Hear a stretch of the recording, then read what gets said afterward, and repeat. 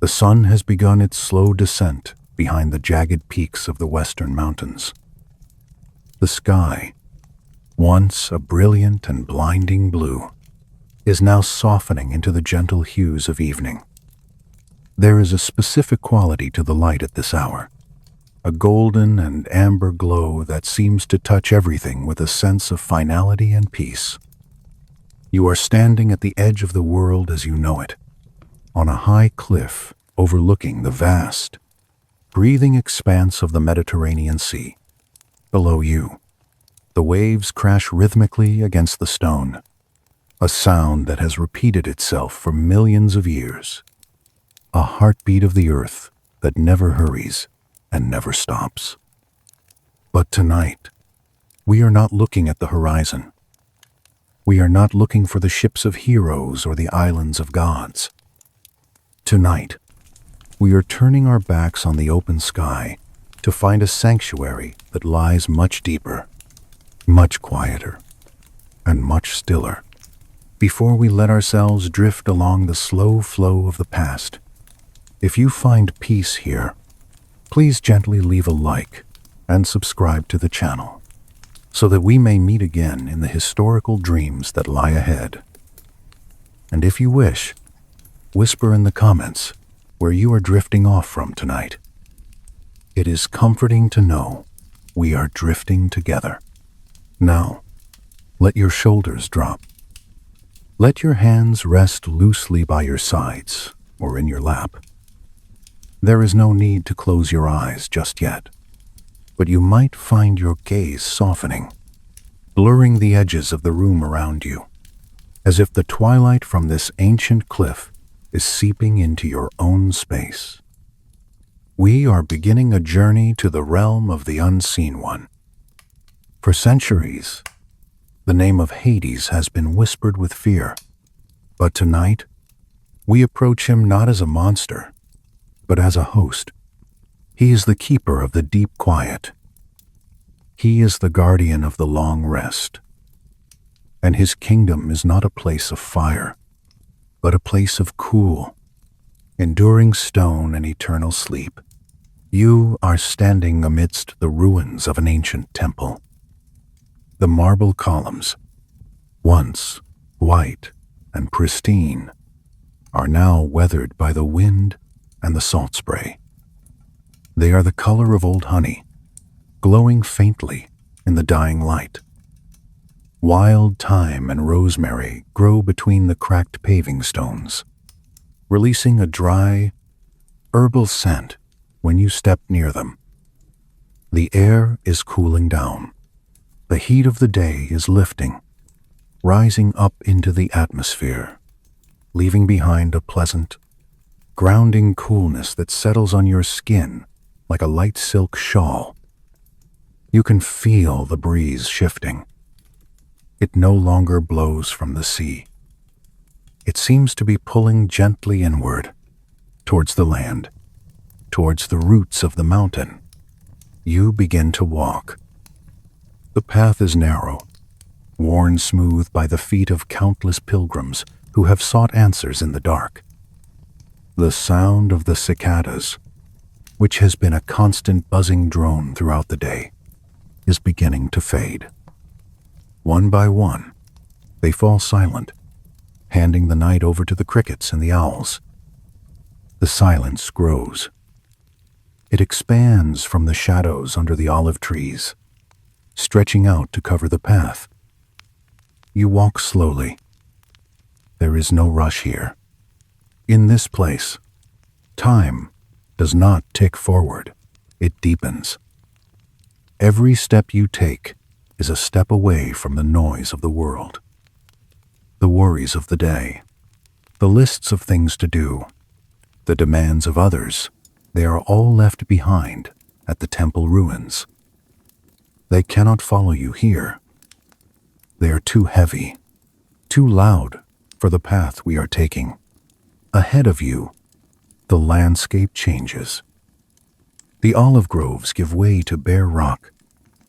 The earth here is ancient, skeletal, stripped of unnecessary decoration. You are approaching Cape Matapan, the southernmost tip of the mainland, where the ancients believed a door existed between the surface and the depths. The light is turning violet now, a deep, bruised purple that signals the arrival of the true night. The shadows of the rocks stretch out, long and thin, reaching towards you like welcoming hands. You see it ahead, a cleft in the rock face, a cave mouth. It is not a gaping maw of terror, but a simple, dark opening, shrouded in ferns and moss. It looks like a heavy eyelid that is half closed. As you approach the entrance, you feel a change in the air. A draft flows outward from the cave. It is cool, carrying the scent of damp limestone, wet clay, and deep, underground water. It is a clean smell. It smells of things that have been preserved, things that do not change. You pause at the threshold. Above you, the first star appears, a lonely point of light in the indigo sky. It watches you without judgment. You take a breath, inhaling the cool air, letting it fill your lungs and cool your thoughts. You step inside. The transition is immediate. The twilight of the outside world is replaced by a dim, gray gloom. The light here does not come from the sun or the moon. It seems to radiate from the stones themselves, a faint, phosphorescent glow that allows you to see the path ahead, but nothing more. You are entering the throat of the earth. The floor of the cave slopes downward. It is paved with rough stones, slick with moisture. You place your feet carefully. Step, step, step. The rhythm of your walking becomes a meditation. With each step down, you feel lighter. The gravity of the surface world is loosening its hold on you. The walls of the cave are high and vaulted, disappearing into the darkness above. You run your hand along the stone wall as you descend. It is cold and damp. You can feel the texture of the rock, the tiny bumps and ridges, the veins of quartz that run through it like frozen lightning. Water drips somewhere in the distance. Drip, drip, drip. Asterisk.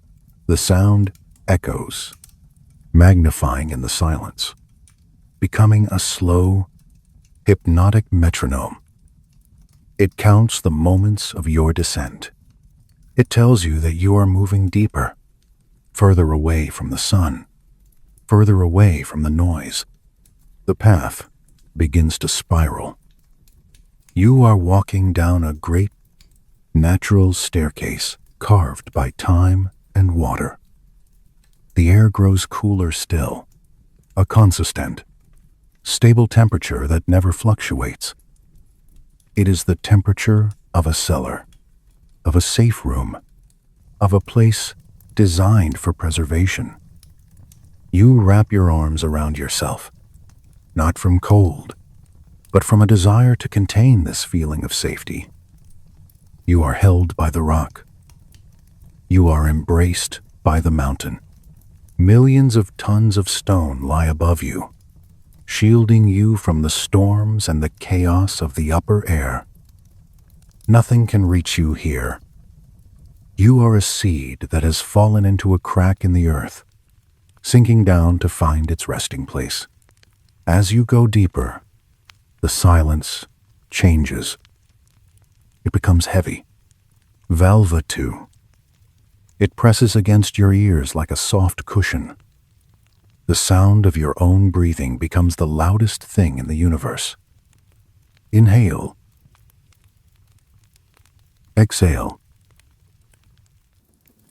Inhale. Exhale. Asterisk. You listen to the rhythm of your life, slowing down to match the rhythm of the stone. The cave widens. You are no longer in a narrow tunnel, but in a vast, underground cavern. The ceiling is lost in shadow. Huge stalactites hang down like chandeliers of stone, formed over eons, drop by drop. They glisten in the faint light. Stalagmites rise from the floor to meet them, pillars of patience that have waited thousands of years to touch. You walk between these stone giants. They are the sentinels of the path. They do not move. They do not speak. They simply witness your journey. You feel a sense of reverence here. This is a cathedral not built by human hands.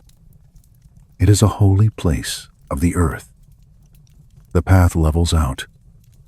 You are walking on a flat surface now, a floor of smooth, packed sand.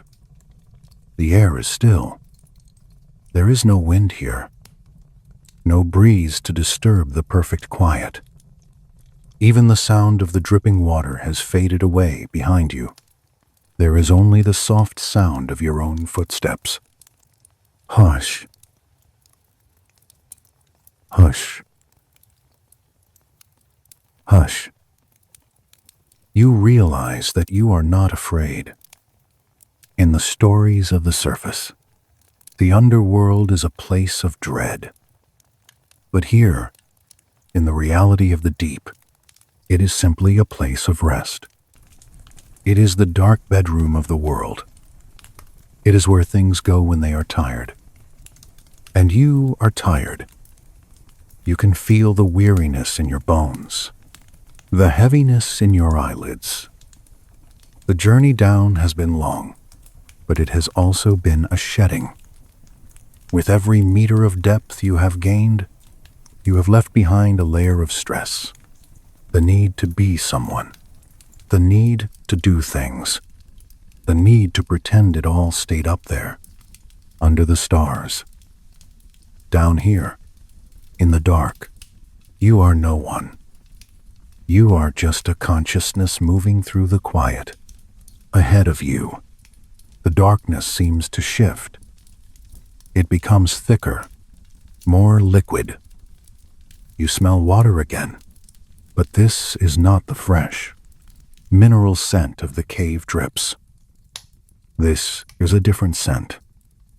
It smells of deep, still water. It smells of black lilies and old wood. It smells of silence made liquid. You are approaching the boundary. You are approaching the first of the great rivers. The path turns into a shoreline. The sand becomes darker, mixed with small, smooth pebbles that click softly under your shoes. You stop. You stand at the edge of a vast, underground body of water. It stretches out before you, disappearing into the gloom. The water is black as ink, black as obsidian. It does not reflect the faint light of the cave. It absorbs it. The surface is perfectly flat, like a sheet of black glass. There is no current that you can see, no waves, no ripples. It is a body of water in a state of absolute, eternal rest. This is the Charon, the river of woe. But tonight, it does not feel like woe. It feels like release. It feels like the heavy sigh you let out when you finally lie down at the end of a long, hard day. You stand by the shore and look out across the black water. Mist curls off the surface, wisps of white fog that dance slowly in the still air. They form shapes that dissolve as soon as they appear. They twist and turn, moving in a silent ballet. The mist feels cool against your face. It dampens your hair. It brings with it a sense of numbness, a gentle anesthesia for the soul. You feel the tension in your jaw releasing. You feel the knot in your stomach untying. The river is waiting. The journey is not over, but the walking is done. You look to your left and to your right. The shoreline stretches endlessly in both directions, fading into the dark. You are alone here, but you do not feel lonely. You feel private. This moment is yours. It is a pause between the world of action and the world of sleep. You find a large, flat stone near the water's edge. It looks comfortable, worn smooth by the ages. You sit down. The stone is cool beneath you. You rest your hands on your knees. You watch the mist. You wait. There is no need to call out. There is no need to signal. In this place, intent is enough. The ferryman knows you are here. He has known you were coming since you took your first step onto the path at the ruined temple. He is part of the stillness. You close your eyes for a moment, just to feel the depth of the silence. It is a physical sensation, a blanket of quiet that wraps around you, muffling your thoughts, slowing your heart rate. Asterisk, thump thump. Thump thump, asterisk, your heart beats slower, matching the slow, geological time of the cavern. When you open your eyes, you see it. A shape emerging from the fog. It is distant at first, just a shadow darker than the surrounding mist. It moves silently, cutting through the water without making a sound. No splash, no ripple. It glides. It is a boat, an old, wooden skiff, low in the water. The wood is gray and weathered, the color of driftwood that has been bleached by a sun that never shines here. It looks fragile, yet ancient, as if it has existed as long as the river itself. Standing at the stern of the boat is a figure. He is tall and thin, draped in a cloak of coarse, dark fabric that hangs motionless around him. He holds a long pole, dipping it into the black water with a slow, rhythmic motion. Down. Push. Up. Down. Push. Up. He does not hurry. He has all of eternity. He is the ferryman. Charon. He is coming for you, not to take you to your doom, but to carry you across the water to the place where you can finally, truly rest. The boat draws closer. You can hear the faint creak of the wood now. Creak. Shh. Asterisk. It is a comforting sound, like the rocking of a cradle. The boat slides through the water, pushing the mist aside. It is heading straight for where you sit. You stay on the stone, watching the approach. You feel a sense of readiness. You are ready to leave the shore. You are ready to leave the solid ground and trust yourself to the water. You are ready to be carried. The world above is a distant memory, a story told in a book you have already closed. Here, there is only the river, the boat, and the silent guide. The darkness is not empty. It is full of peace. It is a soft velvet curtain that has been drawn across the stage of your life, signaling the end of the play and the beginning of the dream. You take a deep breath of the mist-laden air. It tastes of forgetfulness. It tastes of sleep. You wait for the prow of the boat to touch the sand. You wait for the journey to continue. The wooden prow of the skiff touches the black sand of the riverbank with a sound barely louder than a whisper. Shh. Bump. Asterisk. It is a gentle collision. A meeting of wood and earth that signifies the end of one path and the beginning of another. The boat drifts slightly sideways, settling against the shore, bobbing imperceptibly on the dark, glassy water of the Charon.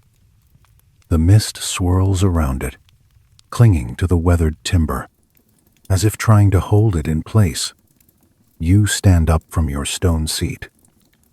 Your movements are slow, deliberate, heavy with a pleasant lethargy. The cold air of the underworld clings to your clothes, a layer of insulation against any remaining heat from the memory of the sun. You look at the figure standing in the stern of the boat. Charon. He is ancient. His presence feels as old as the cavern walls, as old as the river itself. He wears a hood that casts his face in deep shadow, revealing only the hint of a gray, unkempt beard that hangs down to his chest, still as stone.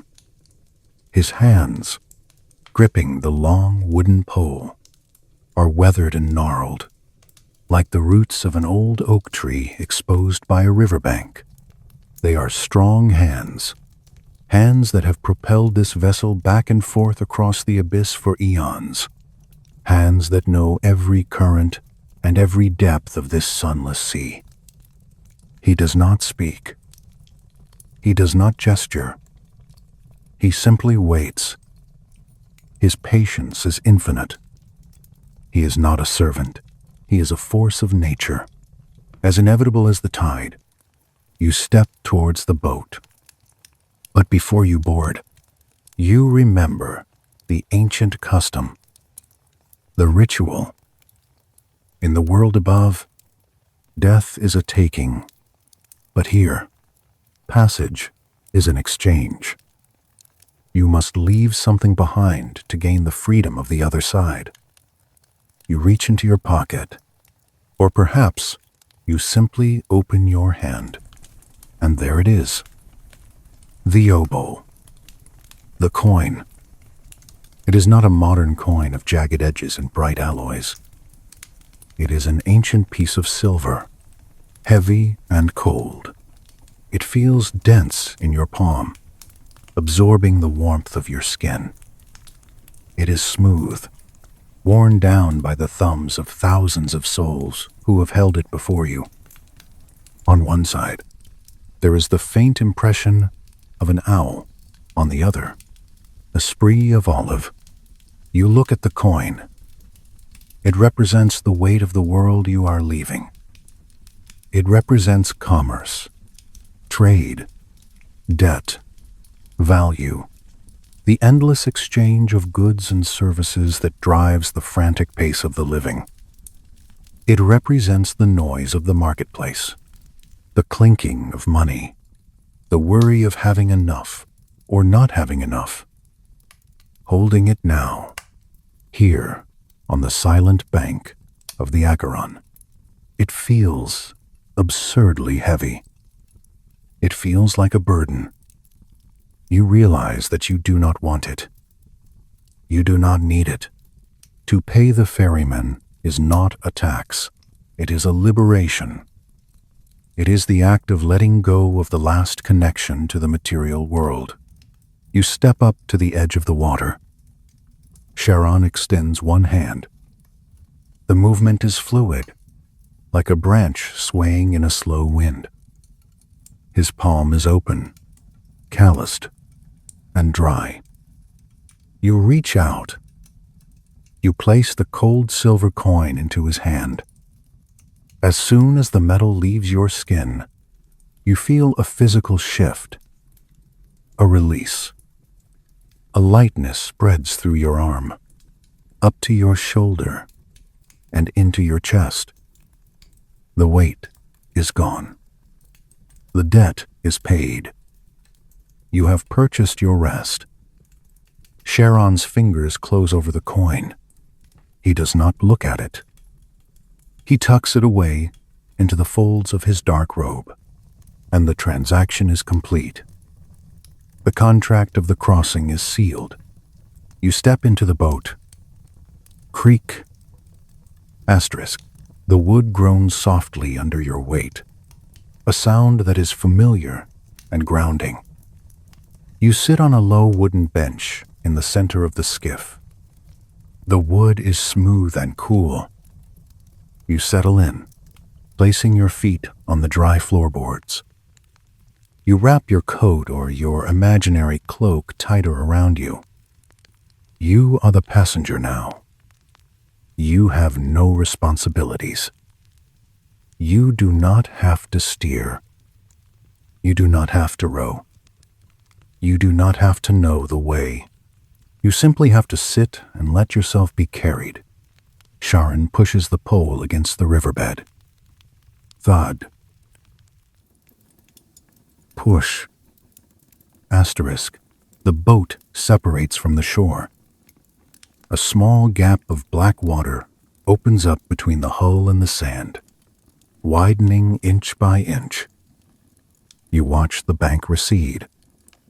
The stone where you sat, the path you walked down, the entrance to the cave, they all begin to fade into the mist.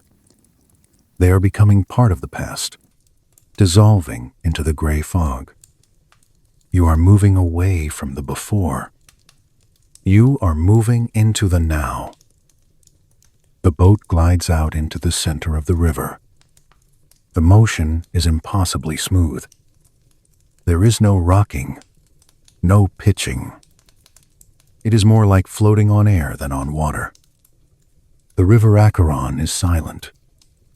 The water is so deep and so still that it swallows sound.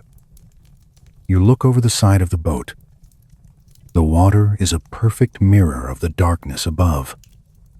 You can see no fish, no weeds, no bottom.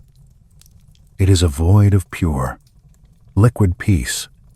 The only sound is the rhythmic dip of Charon's pole and the soft gurgle of water as the boat cuts through it. Dip. Glide. Drip. Dip. Glide. Drip. The sound is mesmerizing. It repeats over and over, a slow, steady pulse. It becomes the heartbeat of your journey. You find your breathing synchronizing with it. With every dip of the pole, you exhale a little more tension. With every glide, you sink a little deeper into the bench. With every drip of water falling from the wood, you let go of a thought. The mist thickens around the boat. It is a wall of white vapor. Soft and cool, it obscures the cavern walls, the ceiling, and even the stern of the boat where Charon stands. You are in a cocoon of fog. The world has shrunk to just this, the wooden bench, the black water alongside, and the sensation of movement. You cannot see where you are going, but you are not afraid. You trust the ferryman. He has made this journey 1,000,000 times. He knows the way through the dark. You trail your fingers over the side of the boat, just barely touching the surface of the water. It is cold, icy cold, but it does not sting. It feels like liquid silk. It numbs your fingertips instantly, sending a shiver of relaxation up your arm. This is the water of woe, they say, but to you, it feels like the water of numbing. It washes away the sting of old hurts, the burn of old angers. It cools the fever of the living mind. You pull your hand back and dry it on your clothes. The cold lingers, a reminder that you are in a place where the fires of emotion cannot burn. Time loses its meaning here on the river. Have you been drifting for minutes, hours, days? It is impossible to tell. There are no landmarks in the mist. There is no sun to mark the passage of the day. There is only the rhythm. Dip. Glide. Asterisk. You begin to feel drowsy. The gentle motion of the boat is lulling you into a state of trance. Your eyelids feel heavy, weighted down by the sheer peace of the atmosphere. You let your head tip forward slightly. Your chin rests on your chest. You are floating. You are drifting. The boat turns slightly, following a bend in the unseen river. You feel the shift in your center of gravity, a gentle leaning. The air changes again. It becomes even stiller, if that is possible. You are entering the deeper reaches of the underworld. The silence here is thick and ancient. It is not an empty silence. It is a full silence. It is the silence of a library at night, or a forest in winter under a blanket of snow. It is a silence that demands nothing.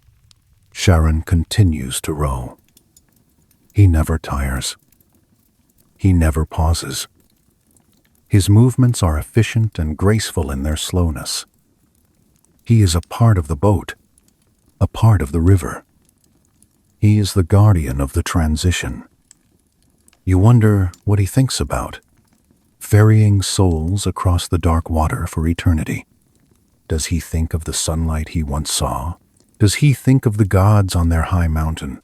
Or is his mind as still as the water, reflecting only the present moment? You realize that he is the ultimate master of mindfulness. He does one thing, and he does it perfectly, forever. You gaze into the fog. Occasionally, you think you see shapes drifting past faint, gray outlines of other boats, or perhaps just swirls of mist. They appear and vanish without a sound. Other souls, perhaps on their own journeys, or maybe just memories of the river itself. It doesn't matter. You are safe in your own vessel. You are separate from them. The coldness of the river seeps into the wood of the boat, cooling the air around you. It is the perfect temperature for sleeping. Not freezing, but cool enough to make you want to curl up, to seek warmth within yourself. You imagine wrapping yourself in a heavy blanket of dark wool. You imagine lying down on the bottom of the boat, feeling the gentle vibrations of the water against the hull. The river widens. The sense of enclosure lessens, replaced by a sense of vast, open space hidden within the dark. You are crossing the main channel now. The depth beneath you is unfathomable. You are suspended over an abyss of quiet. It holds you up. It supports you. You realize that you do not need to hold yourself up anymore. You can let the bench support you. You can let the boat support you. You can let the river support the boat. You are being held by a chain of existence that goes down to the core of the world. Dip. Glide. Hush. The sound of the pole changes slightly. It is no longer pushing against the riverbed. It is paddling through deep water. The sound is softer, more fluid. Asterisk swish. Swish.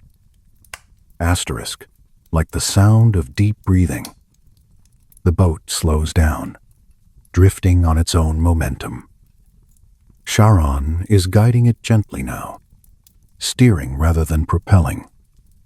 You sense that you are approaching the other side. Not the end of the journey, but the next stage. You look ahead.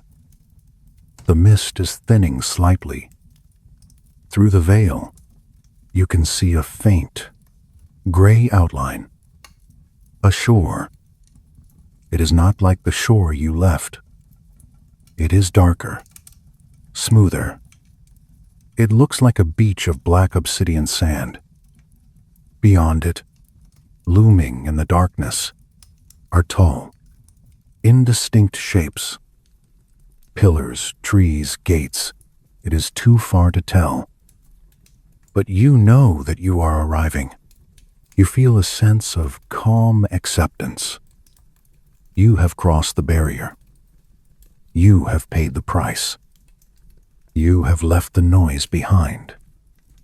You are a voyager in the land of shadows, and you have found that the shadows are soft. You sit up a little straighter, breathing in the scent of the new shore.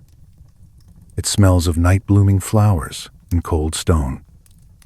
It smells of sleep. The boat drifts closer. The sound of the water lapping against the new shore becomes audible. Lap. Lap. Lap. Asterisk. It is a welcoming sound. The ferry glides towards the sand. You are ready to disembark. You are ready to step onto the soil of the silent kingdom. The water calms. The boat steadies. You are here. The skiff continues to glide, but the texture of the journey has shifted. You are no longer on the wide, black expanse of the Charon. Charon, with a subtle and silent twist of his wrist, has guided the boat into a tributary, a narrower channel that winds away from the main current. The darkness here is different.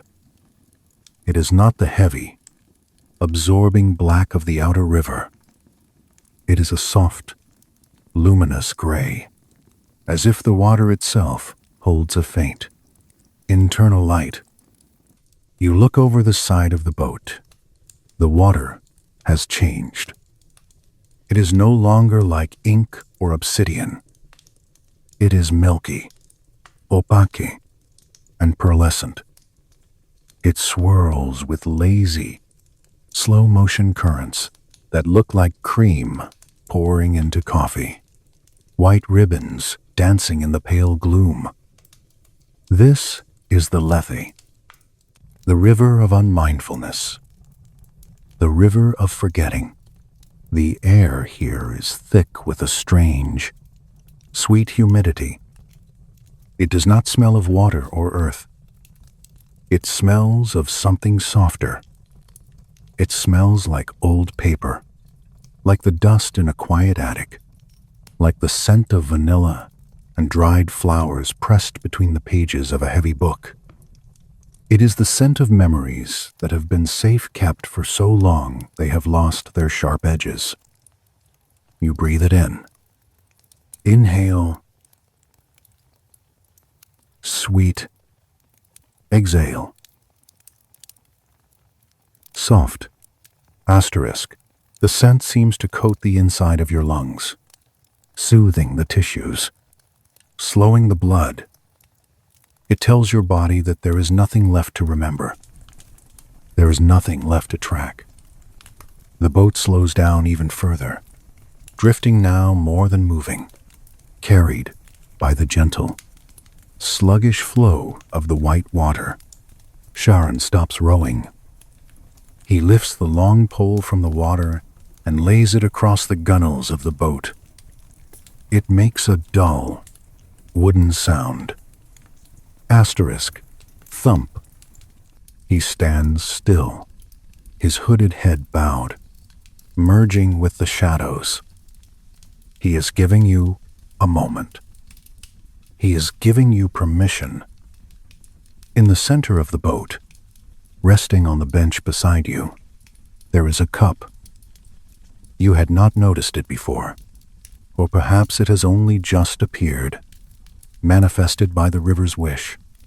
It is a simple chalice, carved from a single piece of white alabaster, smooth and cool to the touch. It glows faintly in the dim light. You know what you must do. This is not a test. It is a gift. You reach out. Your hand moves through the heavy air as if moving through water. You wrap your fingers around the stem of the alabaster cup. It is cold, a pleasant, grounding coldness that sends a shiver of awareness up your arm. You lift it. It feels light, almost weightless, as if it is made of hollow bone or frozen foam. You lean over the side of the low boat. You dip the cup into the river. The water resists for a fraction of a second, a surface tension like a thin skin, and then it breaks. The cup sinks in. You feel the river flowing around your hand, silky and dense. It does not wet your skin like ordinary water. It coats it like a fine oil or a lotion. You lift the cup, now heavy with the liquid of the Lethe. You bring it back into the boat. You hold it in both hands, resting it on your lap. You look down into the liquid. It is perfectly white, blank, and still.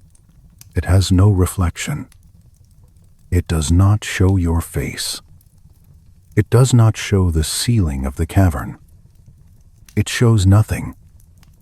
It is a cup full of blank pages. You bring the rim of the cup to your lips. The alabaster is smooth against your skin. You tilt your head back. You take a sip. The water enters your mouth. It is shocking in its temperature, ice cold, yet without the sting of freezing. It numbs your tongue, your gums, the roof of your mouth. It tastes of nothing, and yet it tastes of everything that is gone. It tastes like silence. It tastes like the space between stars. You swallow. The liquid slides down your throat. A cool, sliding sensation that traces a path through the center of your body. It settles in your stomach, a heavy, cold stone of peace. And then the unburdening begins. It starts in your chest, a tightness you didn't even know you were holding, a knot of anxiety. A clenched muscle of worry suddenly dissolves. It unspools like a ribbon falling to the floor. The sensation spreads outward, radiating from your core to your limbs. Your shoulders drop another inch. Your hands unclench completely, resting limp and open on your lap. The water of Lethe enters your bloodstream. It travels up to your mind. This is where the true magic happens. Imagine your mind as a crowded room, full of furniture, stacks of papers, buzzing clocks, and windows looking out onto busy streets. The Lethe enters this room like a gentle, white fog. It starts with the small things. The list of things you had to do tomorrow. Poof. Gone. The fog covers them. You try to reach for the thought, but it isn't there. It has been erased. It doesn't matter. You realize you don't need it. The appointment you were worried about, gone. The email you forgot to send. Gone. The white fog thickens. It covers the clocks. The ticking stops. Time becomes irrelevant. There is no tomorrow. There is no yesterday. There is only the boat, and the river, and the cup. You take another sip. A larger one this time. Gulp. Swallow. Asterisk. The sensation of release intensifies. Now, the fog moves to the memories of the day. The conversation that played over and over in your head. The one you wished had gone differently. The Lethe washes over it. The voices become muffled, then distant, then silent. The faces blur. The emotions attached to the memory, the embarrassment, the anger, the regret they detach from you, they float away like dead leaves on the surface of the river. You watch them go. You feel lighter. A physical weight is being lifted from the top of your head. You drink again. Now the deeper burdens are dissolving. The identity you wear, like a heavy coat, your name, your job, your title, your history. The river gently peels them away. Who are you without your name? You are simply a consciousness. You are a point of awareness. You are a breath. You are a heartbeat. The pressure to be someone, to achieve, to succeed, to be good enough, it all melts into the white water. The expectations of others, the expectations you place on yourself, they are dissolving like sugar in hot tea. They are gone. Your mind is becoming a blank slate. A tabula rasa. It is a white room, empty and clean and quiet. The walls are soft. The floor is soft. There is no furniture anymore. There is just you, floating in the center of the white space. It is incredibly comfortable.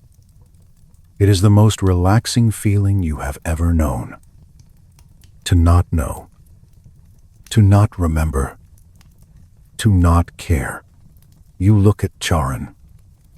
He seems blurry now, a dark shape in the distance. He is not judging you. He knows this process. He has seen it 1,000,000,000 times. Every soul drinks. Every soul forgets. It is the only way to rest. You look at your own hands. They seem distant, belonging to someone else. You are receding inward, curling up into a tiny, safe ball of energy deep within yourself. The boat continues to drift. The scenery passes by, but you do not name it. You see a rock, but you do not think rock. You see a shadow, but you do not think shadow. You just see. You are experiencing pure perception without the burden of language. The internal monologue, that voice that never stops talking in your head, is finally quiet. It has run out of words. The Lethe has washed the dictionary away. Hush. Silence. Hush. Silence. You feel a profound sense of gratitude for this river. In the world above, forgetting is a fear. Here, it is a mercy. It is the ultimate healing. It is the washing of the slate so that you can simply exist without the scars of the past. You finish the water in the cup. You tilt it up to catch the last drop. It rolls onto your tongue, a final seal of peace. You lower the cup. It slips from your fingers, rolling onto the floor of the boat with a soft, wooden sound. Asterisk, clatter. Asterisk, you do not pick it up. You do not need it anymore. You lean back against the side of the boat. The wood is cool against your cheek. You close your eyes. Inside your mind, it is white and still. There are no images. There are no movies playing. There is just a soft, static hum of existence. You are drifting on the river of sleep. You are safe. You are empty. You are clean. The boat bumps gently against something. A new shore. But you are barely aware of it. You are so deep in the state of forgetting that the transition is seamless. You are ready for the meadows. You are ready to become a shade among shades. But for now, you just float. Weightless. Nameless. Timeless. The river holds you. The silence holds you. And you let go of the very last thing you were holding on to. You let go of the need to be awake. The boat has come to a rest. The gentle forward momentum that has cradled you for so long ceases, replaced by a stillness that feels solid and absolute. You open your eyes, or perhaps you dream that you open them. The white mist of the River Lethe has thinned, receding behind you like a retreating tide. Before you lies a new landscape. You step out of the boat. Your feet touch the ground. It is not the hard, rocky shore of the Charon, nor the wet, slick bank of the river. It is soft. The ground yields beneath your weight like a thick layer of moss or a mattress made of dry, densely packed earth. It makes no sound when you walk. Step. Silence. Step. Silence. You have arrived in the Asphodel Meadows. This is the vast, central plain of the underworld. It stretches out in every direction, further than the eye can see, vanishing into a horizon that is neither far nor near, but simply dissolves into a soft, gray gradient. The light here is unique.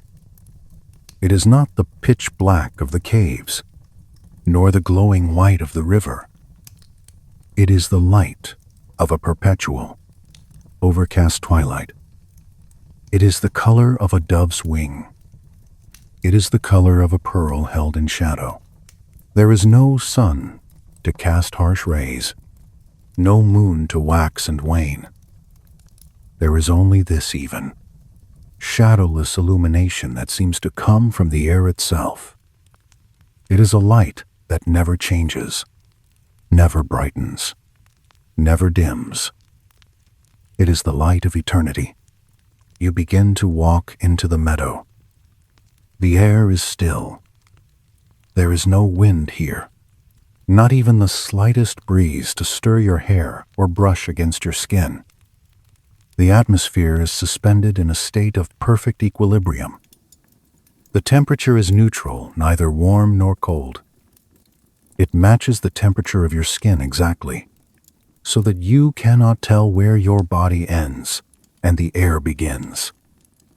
You feel as though you are dissolving into the environment, becoming part of the gray, quiet space. The ground is covered in flowers. These are the asphodels. They are not like the flowers of the upper world. They are not vibrant or showy. They do not demand attention with bright colors or strong scents. They are tall, slender plants with pale, grayish-white petals that droop slightly, as if they are nodding in sleep. Their stems are a muted green, the color of sage leaves dusted with ash. Millions of them, billions of them. An ocean of pale flowers stretching to infinity. As you walk through them, they brush against your legs. Asterisk, swish. Whisper. Swish. Whisper. Asterisk. The sound is incredibly soft, like the rustling of silk or the turning of pages in a quiet room. The flowers do not break when you step on them. They simply bend and then slowly, lazily rise back up after you have passed. They are resilient in their passivity. They are the flora of the afterlife, requiring no sunlight, no water, only silence. You realize that you are not alone in this meadow, but the presence of others is not intrusive. Scattered throughout the fields, standing among the flowers or sitting on the soft earth, are the shades, the souls of the departed. They are not ghosts in the way you might fear. They are not white sheets or scary specters. They are faint, translucent outlines of people. They look like sketches drawn with a light pencil on gray paper. They are fading. You walk past a shade. It is the figure of an old man, sitting with his knees drawn up to his chest. He is looking at an asphodel flower, tracing the shape of a petal with a transparent finger. He seems content. He seems peaceful. He does not look up as you pass. He is absorbed in the simple act of existing. He has no needs. He has no hunger. He has no pain. He has forgotten the aches of his old joints, the worries of his farm, the names of his enemies. He is just there. You walk further. You see a group of shades standing together. They are swaying slightly, as if moved by a wind you cannot feel. They are murmuring to each other. The sound is like the humming of bees in a distant hive, a low, continuous drone that blends with the silence rather than breaking it. Murmur. Thrum. Asterisk. You cannot distinguish words. It is not a language of information. It is a language of presence. They are sharing the comfort of being together in the quiet. They are not sad. Sadness requires memory, and the River Lethe has washed that away. They are simply neutral. They are resting. This place, the Asphodel Meadows, is often misunderstood as a place of boredom. But as you walk through it, you realize it is actually a place of relief.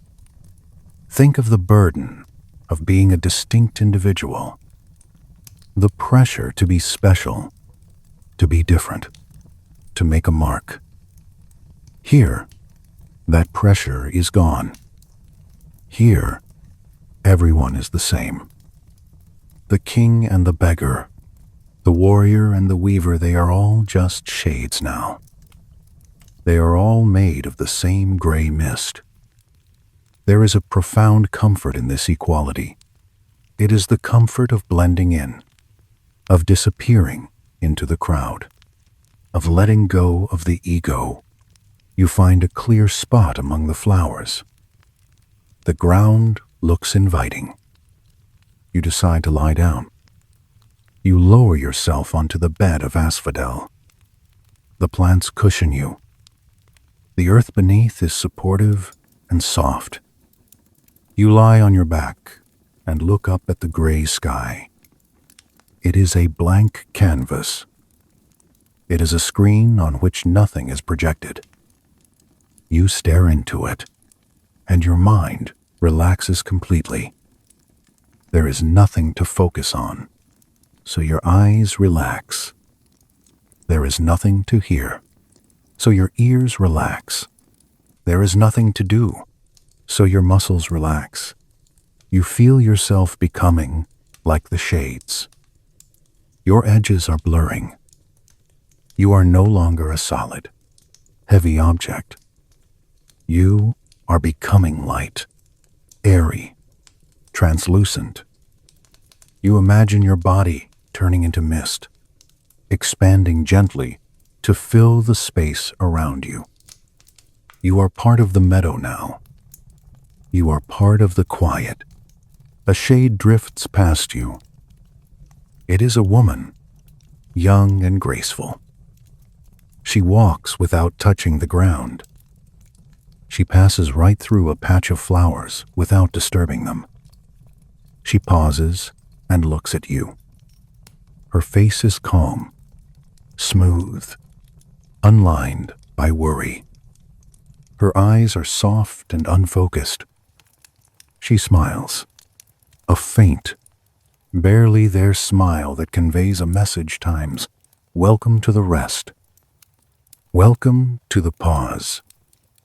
Then she drifts on, fading into the gray distance until she is just a smudge of light against the horizon. You close your eyes. Even with your eyes closed, the gray light persists, a soft glow behind your eyelids. You listen to the silence of the meadow. It is a layered silence. Underneath the lack of sound, there is a hum. It is the vibration of the earth itself, the low frequency of the underworld. It is a sound that vibrates in your bones, a sound that says, times sleep, asterisk. You think about the concept of neutrality. In the world above, everything is high contrast. Joy and sorrow, bright light and dark shadow, loud noise and silence. Here, everything is the middle path. It is the Goldilocks zone of existence. Not too hot, not too cold, not too bright, not too dark. It is the perfect environment for hibernation. It is a place where the soul can recover from the trauma of living. Life is intense. Life is exhausting. The asphodel meadows are the recovery room. You feel a sense of timelessness washing over you. Hours could pass. Years could pass. Centuries could pass. And it would all feel like a single, stretched out moment. There is no urgency here. No one is checking a watch. No one is running late. The concept of late does not exist. You have all of eternity to just lie here and breathe. Asterisk, breathe in. Gray. Breathe out. Peace. Asterisk, asterisk, breathe in.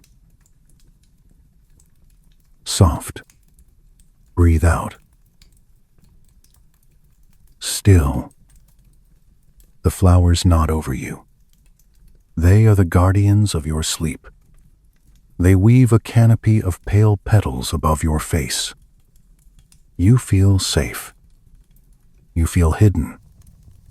You are a secret kept by the earth. You are a note in a song that has no end. You let your consciousness drift further out, expanding across the fields. You can feel the presence of the millions of other souls resting here. It is a collective comfort, a slumber party of the entire history of humanity. You are resting with your ancestors. You are resting with the heroes and the villains, who are now all just peaceful shades. The conflict is over. The wars are done. The arguments are silenced. Here, in the gray, everyone agrees.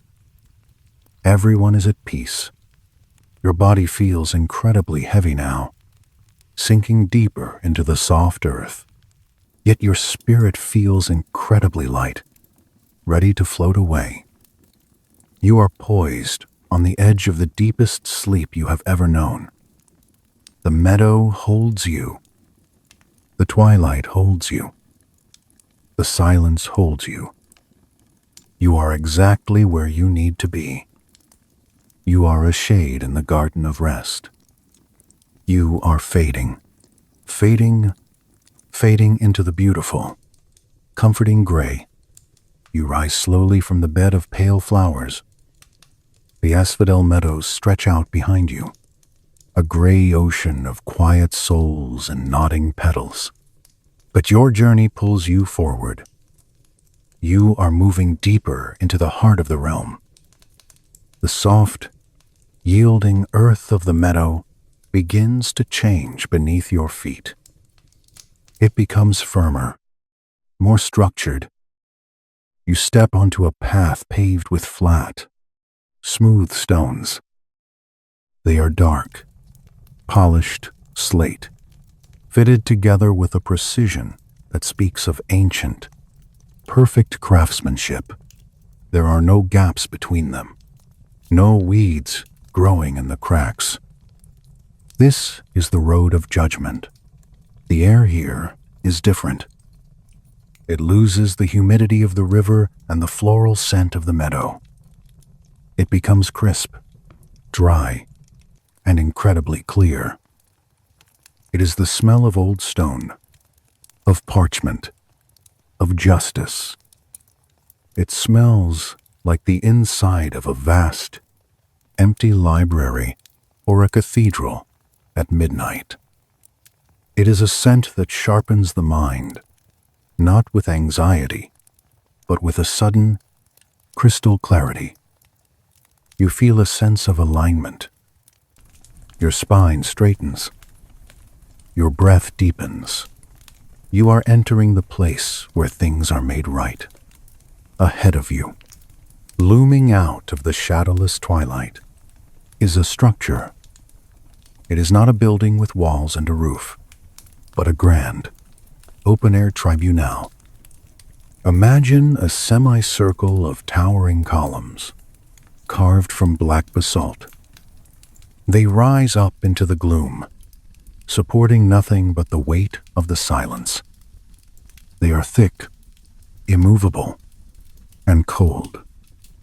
Between these columns sit 3 thrones. They are high-backed, imposing seats made of stone that gleams faintly in the dim light.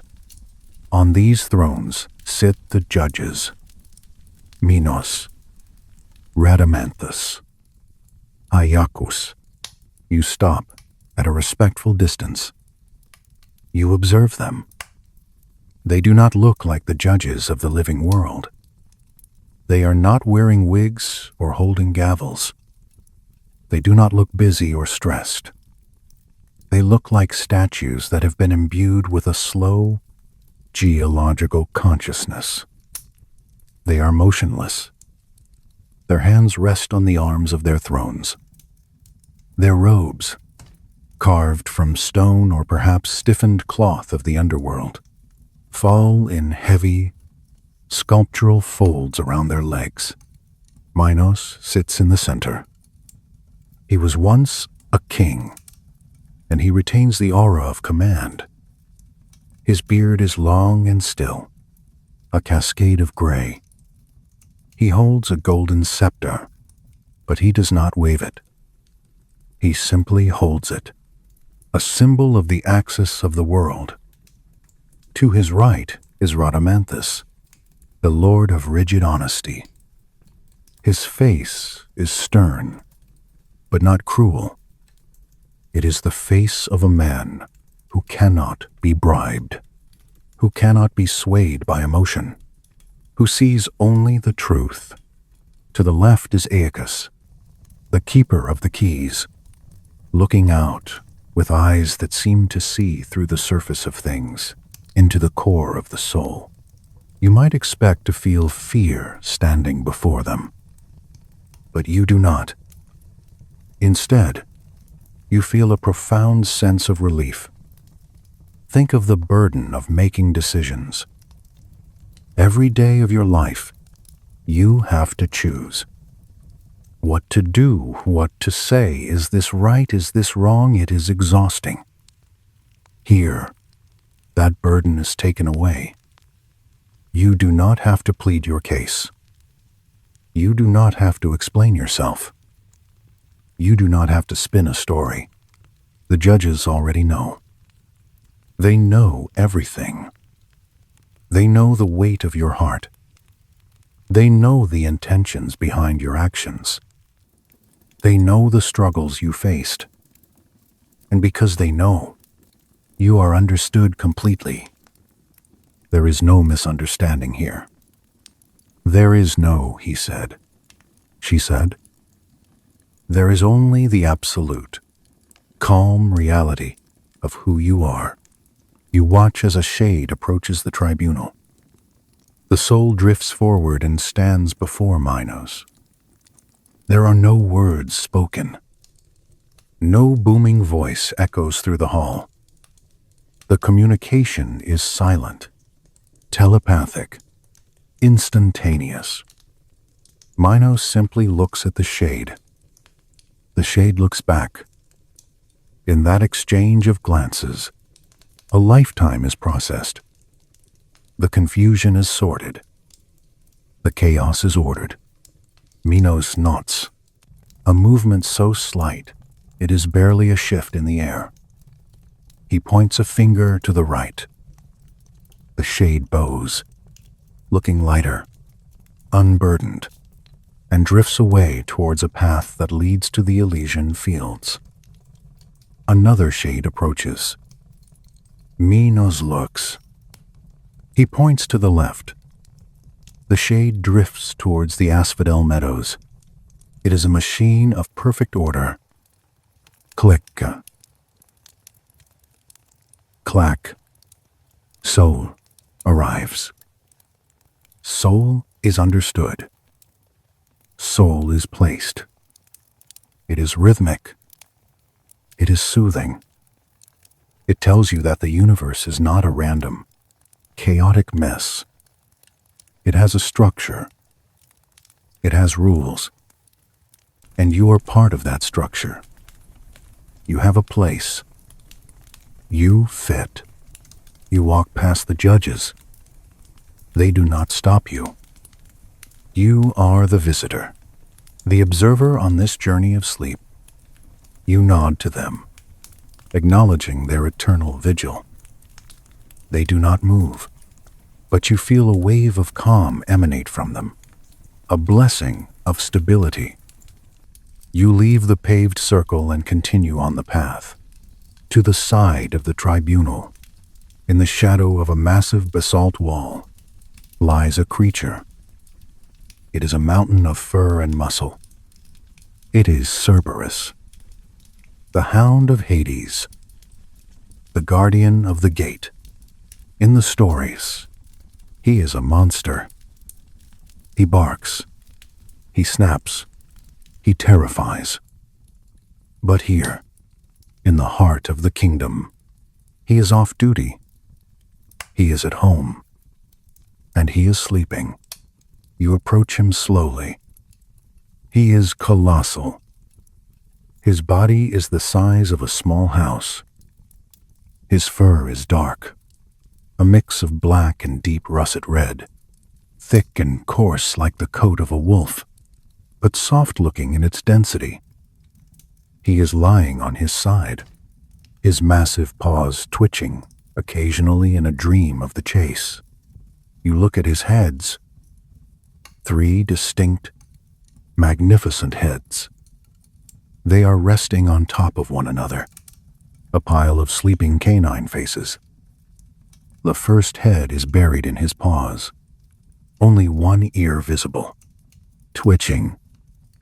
The second head is lolling to the side, its mouth slightly open, revealing a glimpse of a formidable tooth and a pink tongue. The third head is resting its chin on the neck of the second, its eyes squeezed shut in deep slumber. Listen. Snore.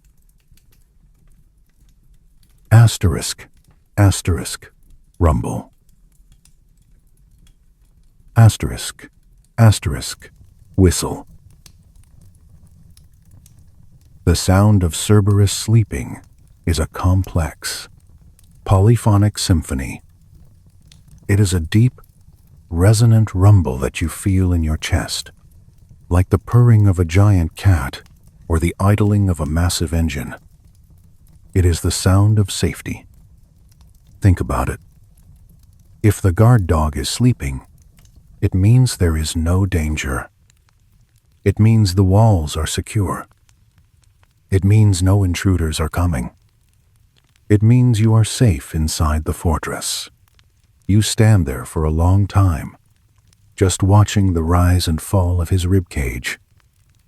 It is a slow, tidal movement. Up, down, up, down. It is hypnotic. You find your own breathing slowing down to match the dog. You imagine what it would be like to curl up against that massive, warm flank, to be protected by the fiercest creature in existence, to sleep under the watch of the monster who keeps the world safe. The air around Cerberus is warm, heated by his massive body. It smells of musk and dry fur and earth. It is a primal, comforting scent.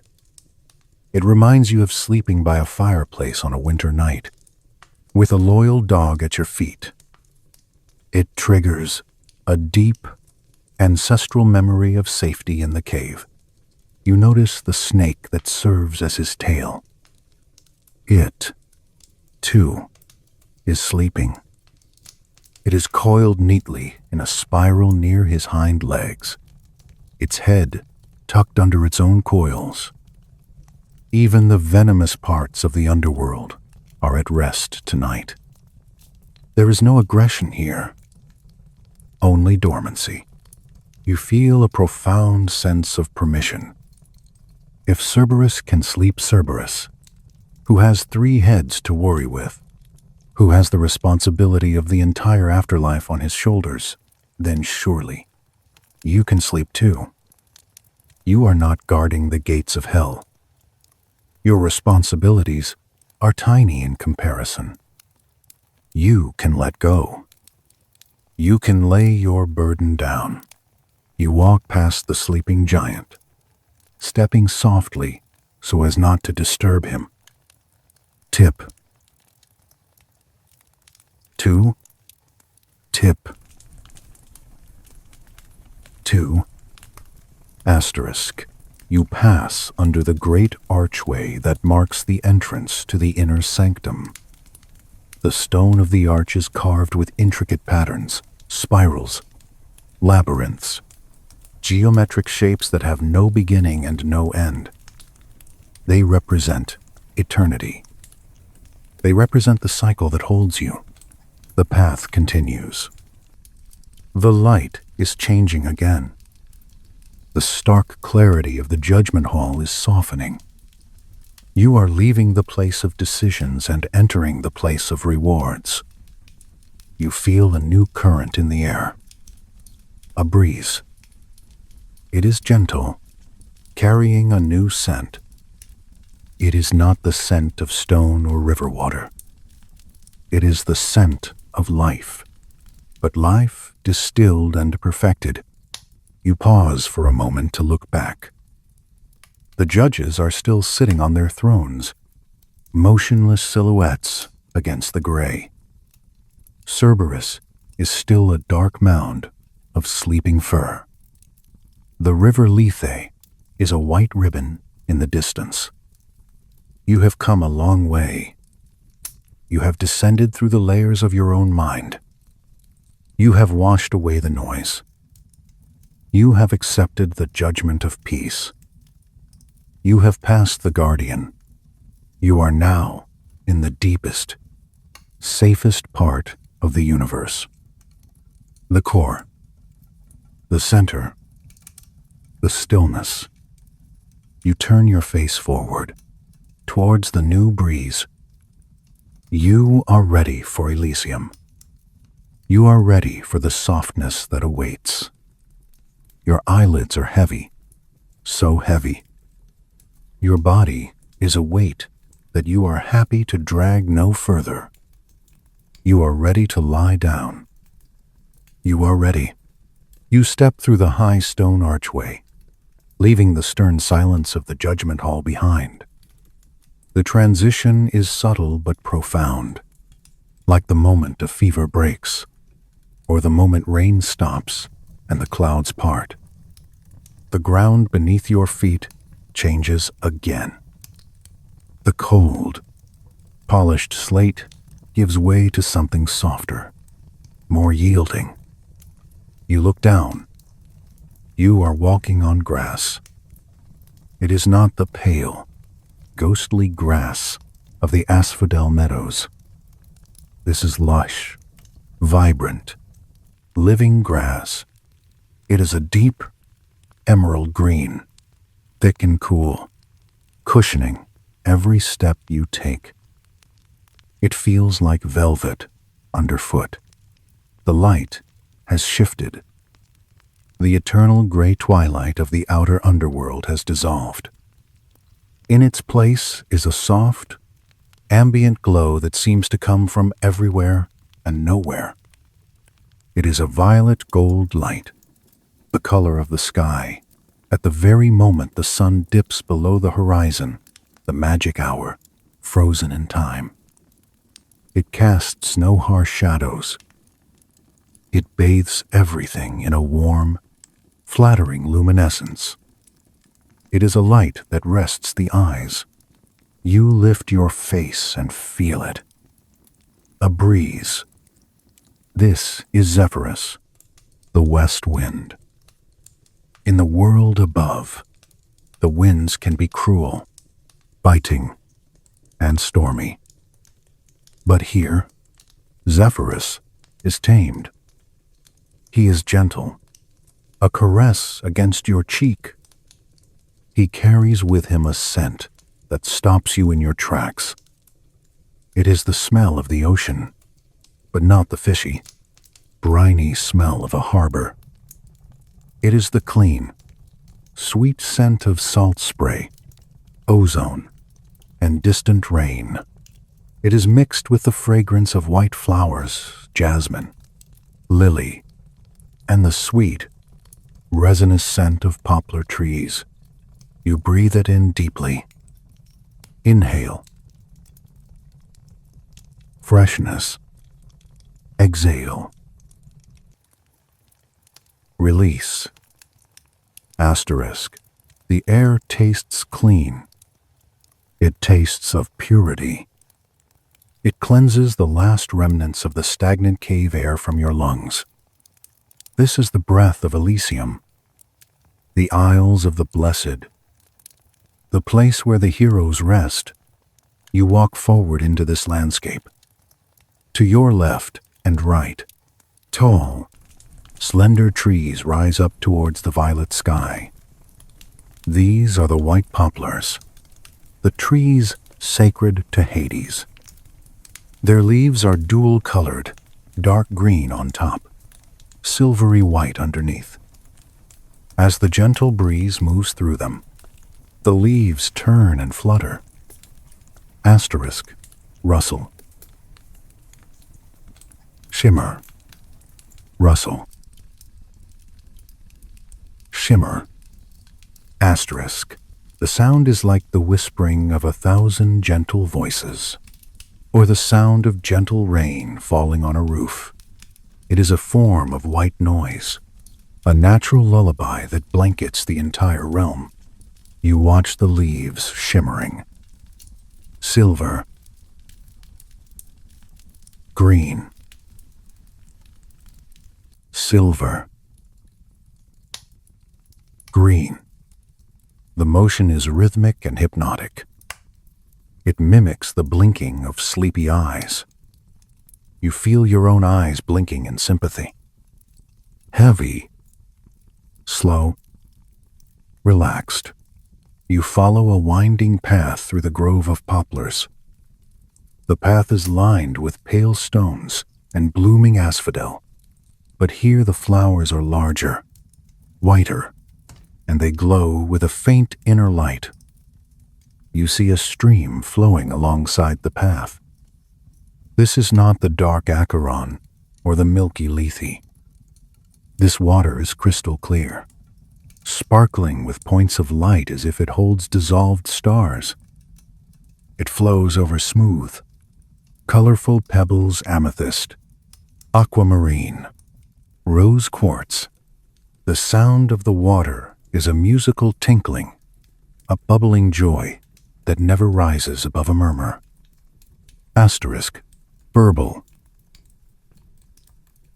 trickle, hush. You reach a clearing. The landscape opens up. You see rolling hills of soft green, dotted with groves of cypress and myrtle. In the distance, you see figures. These are the souls of the blessed, the heroes, the poets, the just. But they are not engaged in epic battles or loud feasts. They are resting. You see a figure reclining under a tree, a lyre resting on his chest. His eyes are closed. He is listening to the wind. You see two friends walking slowly, arm in arm, talking in low voices that drift away on the breeze. You see a woman sitting by the stream, dipping her hand into the water, watching the ripples spread. There is no urgency here. There is no glory in the sense of loud applause. There is only the glory of peace. The war is over. The quest is done. The monster is slain. The shield is hung on the wall. Now, there is only the afternoon that never ends. You find a place for yourself. It is a small hillock, covered in the softest clover. It overlooks the stream and the grove of silver-leafed poplars. You sit down. The grass is cool and dry. You lie back. You look up through the branches of a tree. The violet sky is visible through the gaps in the leaves. You watch the leaves dancing. You listen to the water. You feel a profound sense of permission to do nothing. In the living world, doing nothing is seen as laziness or a waste of time. Here, doing nothing is the point. It is the reward. You have earned this stillness. You have walked through the caves, paid the ferryman, faced the judges. Now, you can just lie here. You feel the breeze brush a strand of hair from your forehead. It feels like a mother's hand soothing a feverish child. Rest. The wind whispers. Rest now. You close your eyes. Even with them closed, you can sense the violet light. It is a soothing color for the mind. You imagine your thoughts turning violet, slowing down, cooling off. You think about the concept of eternity. It used to scare you, the idea of forever. But here, forever just means you don't have to check the clock. It means you don't have to set an alarm. It means the nap can last as long as you want it to. You feel the connection to the earth beneath you. This is the solid ground of the underworld. It is not hollow. It is the bedrock of the universe.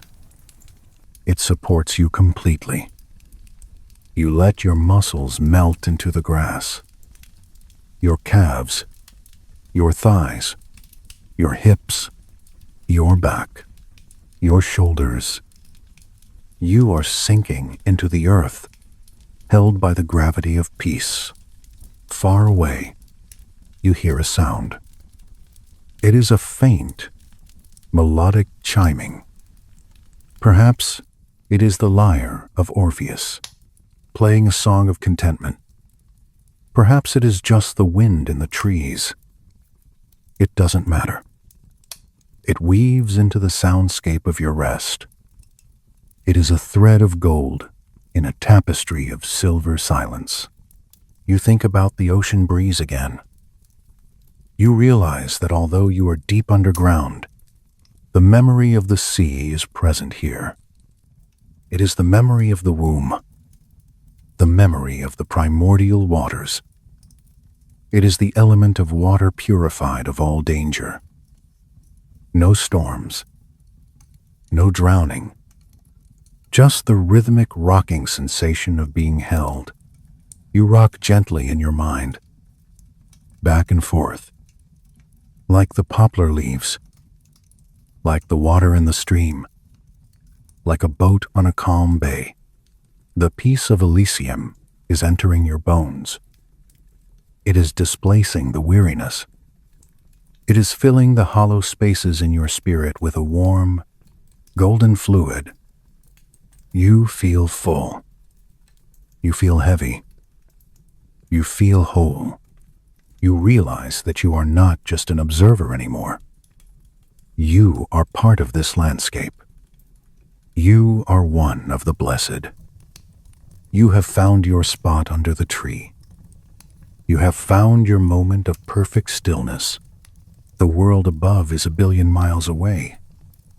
It is a noisy, bright, frantic speck in the distance. It cannot touch you here. You are shielded by layers of rock, layers of shadow, layers of silence. You are insulated. You are wrapped in cotton wool. You drift deeper. The sounds of the stream and the leaves begin to merge into a single, continuous white noise. Shh. Asterisk. It sounds like the word hush spoken by the universe. Hush. Hush. Hush. You are floating on the edge of sleep. A sleep that is not black and empty, but violet and full of dreams. You are hovering in the sweet spot between waking and sleeping, where the body is asleep but the awareness is just a tiny, flickering flame of peace. You know that soon. You will have to move on to the final stage of the journey. You will have to enter the palace, but not yet. For now, this is enough. The grass, the wind, the light, the rest. You take one more deep breath of the scented air. You hold it for a second, savoring the sweetness. Then you let it go. You let everything go. You are simply a point of consciousness lying in a field of flowers at the end of the world, and it is perfect. You have left the gentle, violet meadows of Elysium behind. The soft grass, which cushioned your steps like velvet, has gradually thinned, giving way to a surface that is harder, cooler, and more resonant. You are moving deeper into the interior of the underworld, traveling from the outskirts of peace to the very center of silence. The air here has changed. It has lost the faint, salty sweetness of the ocean breeze that touched the fields of the blessed. Now, the atmosphere is still, dry, and incredibly pure. It has the scent of deep time.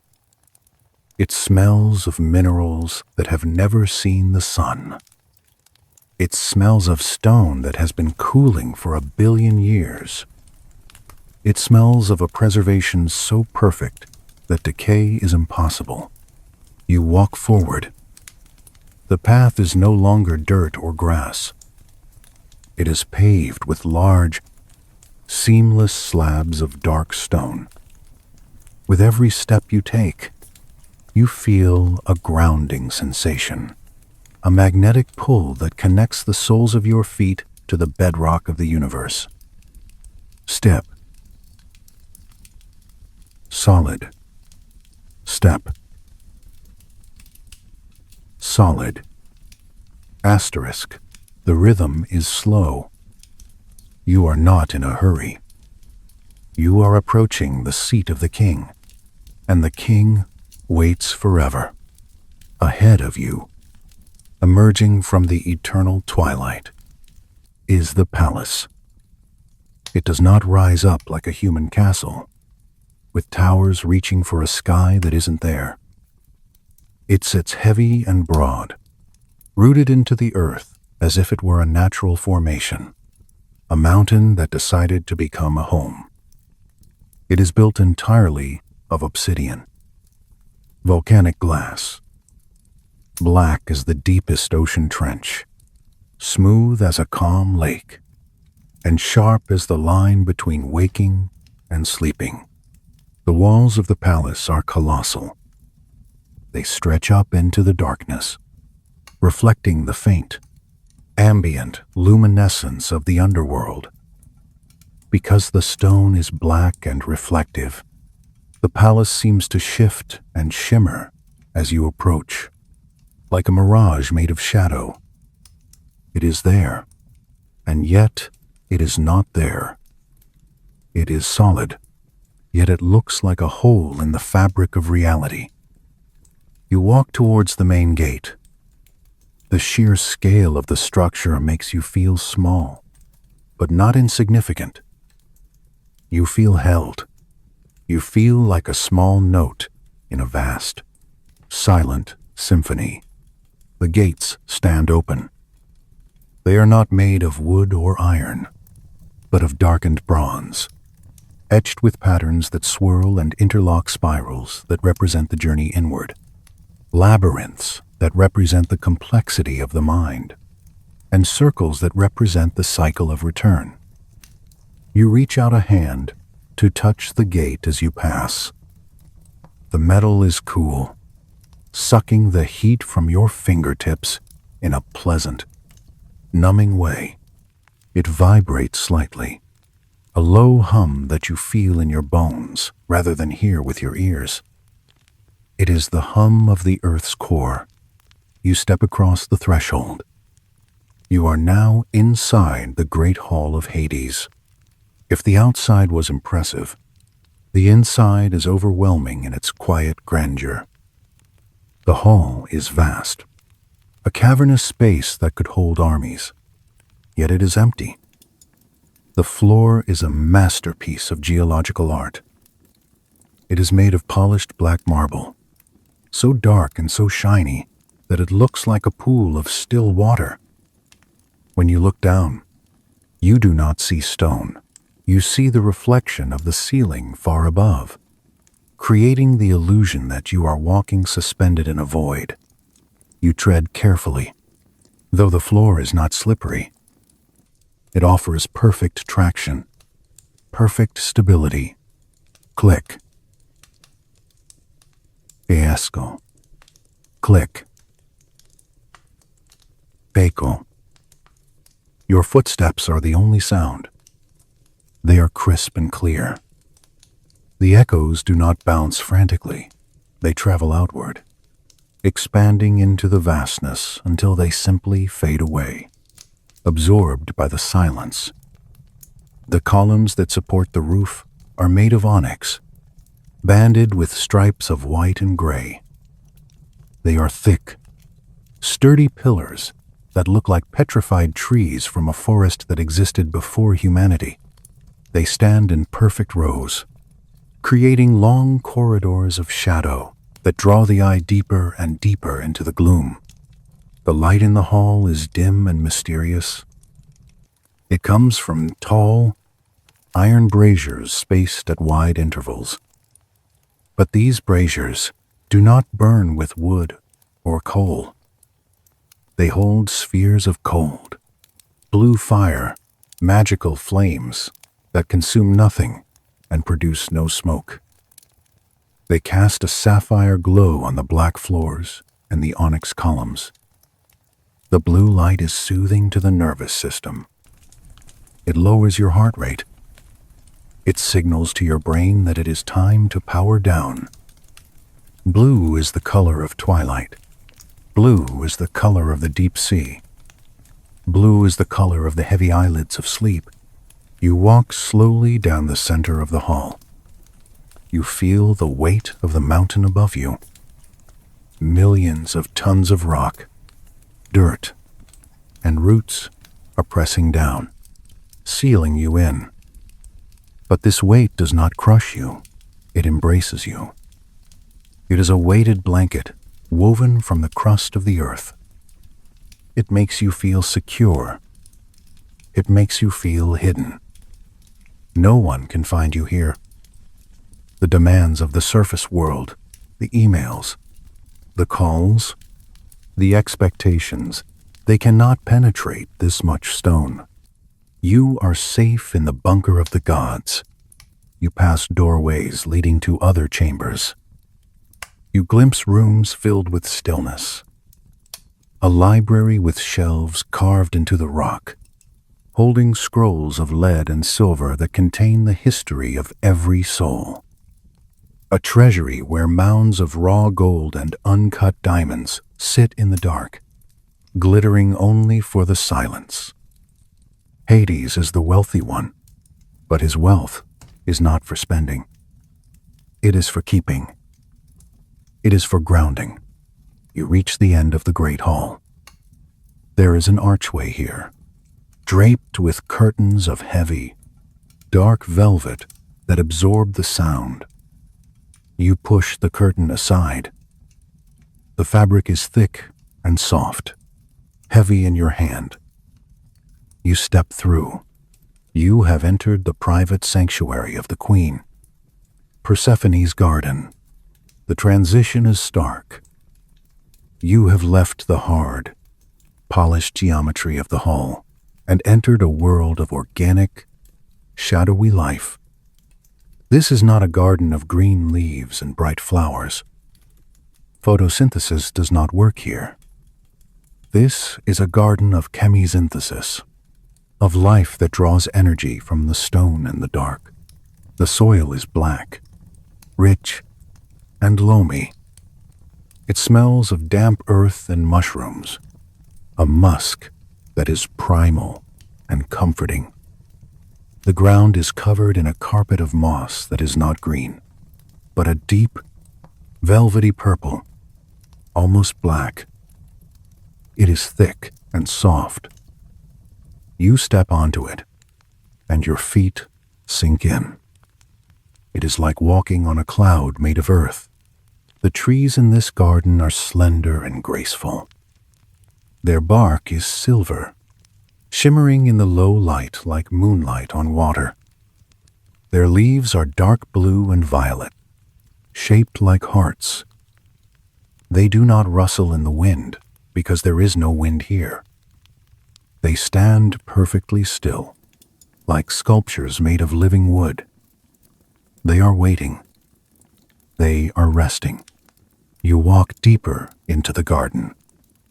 The air is cooler here, moist and fragrant. It smells of night-blooming jasmine, of tuberose, and of something sweeter, deeper the scent of the pomegranate. In the center of the garden stands the tree. It is the heart of this place. It is not a large tree, but it radiates a presence that fills the entire courtyard. Its trunk is twisted, looking like ringed hands, ancient and strong. Its branches spread out in a protective canopy, and hanging from those branches are the fruits, the pomegranates. They are the only source of warm color in the entire underworld. They are round and heavy, their skins a deep, burnished red that glows from within. They look like lanterns made of ruby. They pulse gently. Thrum. Thrum. Thrum. Asterisk A. Slow, rhythmic beat of red light. They are the heartbeat of the garden. They represent life held in suspension. Life that is sleeping, waiting for the spring, but currently deep in the winter of the soul. You approach the tree. You can feel the warmth radiating from the fruit. It touches your cheeks, a gentle heat that contrasts with the cool air. You stand under the canopy. The red light bathes you, turning your skin to a soft, rosy hue. You feel a connection to this tree. It is the anchor. It connects the world of the living to the world of the dead. It connects the waking state to the sleeping state. Near the tree, sitting on a bench carved from gray basalt, is the queen, Persephone. She is the most beautiful thing you have ever seen, but her beauty is not flashy. It is the beauty of a quiet night. It is the beauty of a secret kept. She wears a long gown that seems to be woven from shadows and spiderwebs, dark and sheer. On her head is a crown of iron, set with black crystals. Her hair is dark, falling over her shoulders like a waterfall of night. She is sitting perfectly still. Her hands are folded in her lap. She is not reading. She is not working. She is simply sitting. She is the mistress of being. In the world above, she is the maiden of spring, full of motion and growth. But here, she is the queen of winter, the queen of rest. She understands that you cannot be active forever. She understands the necessity of the pause. She lifts her head and looks at you. Her eyes are large and dark, filled with an infinite patience. She does not smile, but her expression is soft. It is a look of total acceptance. She knows why you are here.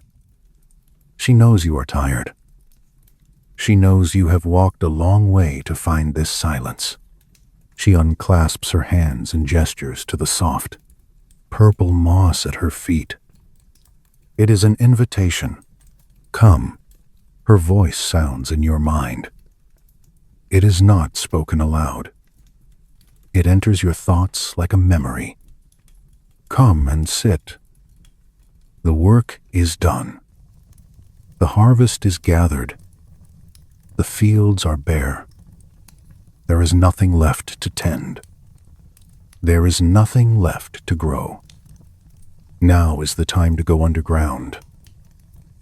You lower yourself onto the moss. It is incredibly soft, conforming to the shape of your body. You sit cross-legged, or perhaps you stretch your legs out. You lean back against the trunk of the silver tree. The bark is smooth and cool against your back. You feel the vibration of the tree, a slow, steady hum that travels into your spine. Persephone reaches up and plucks a single pomegranate from the branch above her. She holds it in her hands. The red light from the fruit illuminates her face. She breaks it open with a soft Times crack asterisk. The sound is loud in the quiet garden. She reveals the seeds inside. They are like tiny, red gems, glistening with juice. These are the seeds of sleep, she whispers. One for the body, one for the mind, one for the heart. She does not offer them to you to eat. She simply shows them to you. Looking at them is enough. The The redness of the seeds fills your vision. It is a heavy, saturated color. It makes your eyelids feel heavy. You watch the light pulsing in the seeds. Pulse. Fade. Pulse. Fade. It acts as a visual lullaby. Your eyes want to close. You fight it for a moment, wanting to stay in this beautiful garden, but the pull of the sleep is stronger. Let go, Persephone says. You are safe here. My husband holds the walls. I hold the heart. The dog guards the gate. The river washes the memory. There is no danger. There is only the long, sweet dark. You look around the garden one last time. You see the black tulips bowing their heads. You see the shadows lengthening as the blue flames in the braziers dim slightly. The garden is tucking itself in. The entire underworld is a giant nursery, and you are the child. You let your head tip back against the tree trunk. You look up through the dark leaves. Above you, there is no sky, only the vast, comforting ceiling of the earth. You are buried, but not in a grave. You are buried in a womb. You are a seed that has been planted in the rich, dark soil. You are waiting. You are dormant. You feel the tension draining out of your muscles.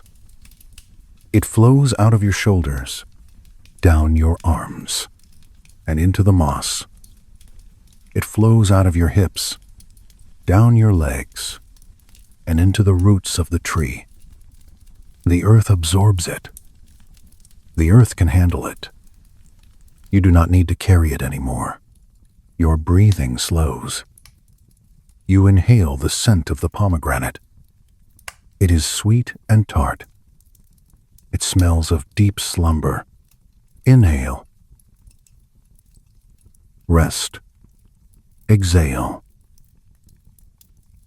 Release. Persephone begins to hum. It is a low, mournful, yet incredibly soothing melody. It has no words. It is just a sound. Hum.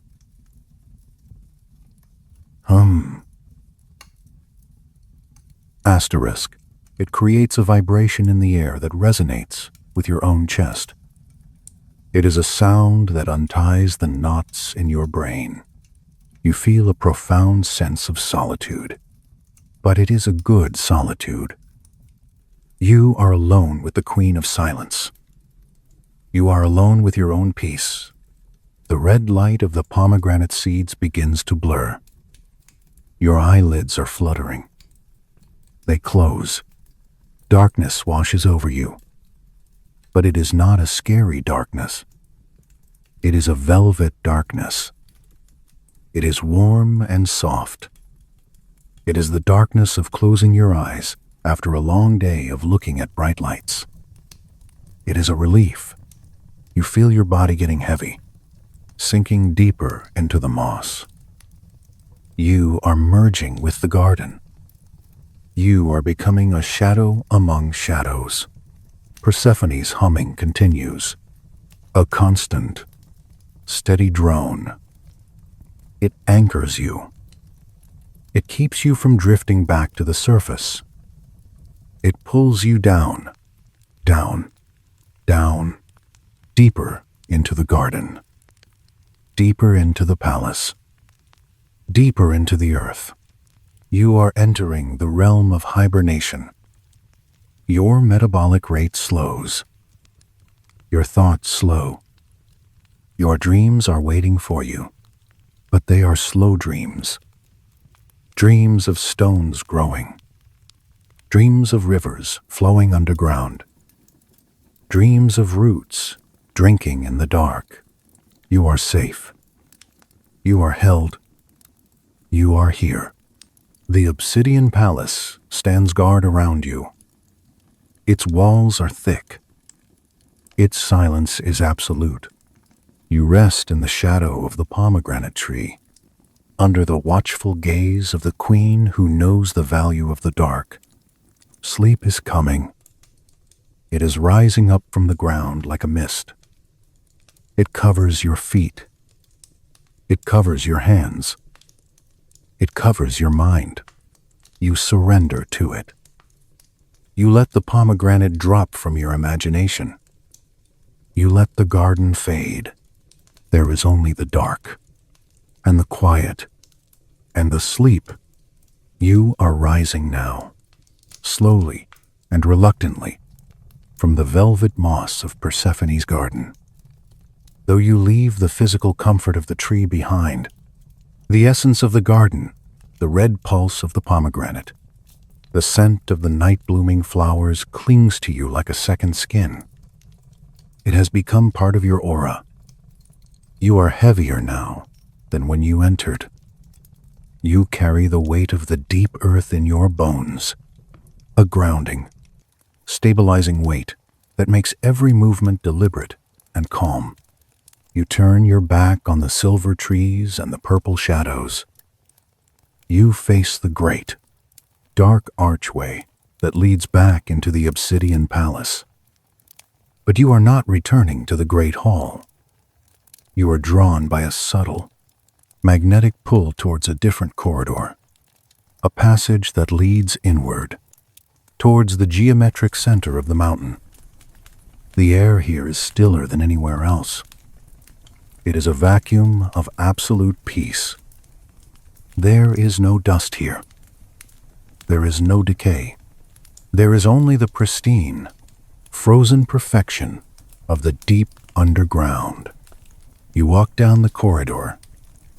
The walls are made of unpolished basalt, rough and textured, absorbing the faint light. The floor slopes gently downward. With every step, you feel you are descending closer to the core of your own being. Step. Down. Step. Down. Asterisk. The rhythm is slow, a majestic procession of one. You are the guest of honor at the ceremony of sleep. Ahead of you, at the end of the long passage, stand two colossal doors. They are made of solid iron, not the rusted iron of the surface world, but the pure, black iron of the earth's heart. They are tall, reaching up into the shadows, and they are etched with symbols that predate language lines and circles that represent the orbits of planets and the silence of stars. The doors stand slightly ajar, leaving a gap just wide enough for a soul to pass. A faint, indigo light spills out from within, painting a strip of color across the stone floor. You approach the doors. You place your hand on the cold iron. It does not feel hard. It feels strong. It feels unbreakable. You push. The massive door swings inward on silent, perfectly balanced hinges. There is no creak. There is only the displacement of air. You step inside. You have entered the throne room of Hades. The room is circular, a vast rotunda carved directly into the living rock of the underworld. The ceiling is a dome, so high that it is lost in darkness, but you sense its curve, holding the weight of the world above. The walls are lined with veins of precious metals, rivers of gold, cascades of silver, spiderwebs of copper, glittering faintly in the gloom. This is the source of all wealth. This is the treasury of the deep. But here, gold is not money. It is just metal. It is just the bones of the earth, beautiful and heavy. In the center of the room, raised on a dais of black marble, sits a throne. It is carved from a single piece of onyx, dark and lustrous. And on the throne sits the king, Hades, the unseen one, Pluton, the host of many. He is not the frightening figure of nightmares. He is not a devil with horns or a tyrant with a whip. He is a figure of immense, quiet dignity. He is the personification of gravity. He sits perfectly still, his posture relaxed but upright, his hands resting gently on the arms of his throne. He wears robes of the deepest midnight blue, the color of the sky between the stars, heavy velvet that pools around his feet like dark water. On his head sits a crown, not of jagged gold, but of smooth, dark iron, set with black diamonds that do not reflect light, but absorb it. His face is pale, calm, and composed. His beard is dark and neatly trimmed, but it is his eyes that hold you.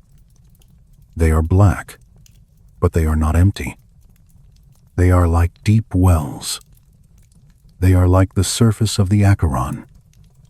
They are filled with an infinite, patient understanding. They are eyes that have seen everything that has ever lived, and everything that has ever died, and have accepted it all. There is no judgment in his gaze. There is only recognition. He sees you. He sees your tiredness. He sees your need for rest. You walk towards the dais. The air gets heavier with each step. It is a pleasant heaviness. It is the feeling of sinking into a warm bath. It is the feeling of being pulled down into a deep, soft bed after a week of hard labor. The gravity of the king is reaching out to you, wrapping around your ankles, your knees, your waist. It is telling you times you do not need to hold yourself up anymore. I have you. You stop at the foot of the throne. You look up at the king. He does not speak with a booming voice. He speaks mind to mind, a resonance that vibrates in your chest. You have come a long way, the voice says. It sounds like the tectonic shifting of plates deep underground, low, rumbling, powerful, and slow. You have walked the path of shadows. You have paid the coin. You have washed your memory. You have found the silence. He pauses. The silence in the room deepens. Now, he says, it is time to sleep. This is the law of my realm. Everything that enters here must eventually rest. The river slows. The fire cools. The heart steadies. Sleep is not a weakness. Sleep is the foundation of the universe. It is the dark soil from which the light grows. He lifts one hand. It is a slow, graceful movement. In his palm, a small sphere of shadow begins to form. It swirls and pulses like a ball of dark smoke. It is pure, distilled darkness. It is the essence of Hypnos, the god of sleep, given form. Hades releases the sphere. It floats towards you, drifting through the air like a dandelion seed. It expands as it comes closer. It becomes a cloud. It becomes a blanket. It wraps around you. It covers your shoulders. It covers your chest. It covers your face. It smells of old stone. of deep roots, and of total safety. It is the scent of the finality of peace. You feel your legs giving way, not from weakness, but from a total lack of resistance. You no longer want to stand. Standing requires effort. Standing requires tension. You want to yield. You want to succumb to gravity. You sink down. The floor of the throne room is no longer hard marble. The king has transformed it for you. It is now a bed of soft, dark earth, covered in the thickest furs and the smoothest silks of the underworld. It is a nest. It is a cradle. You lie down. The ground rises up to meet you. It conforms to the curve of your spine. It supports the weight of your head. You curl up on your side, pulling the imaginary cloak of darkness around you. You feel safe. You feel protected by the king. He is the ultimate guardian. He will not let anything disturb you.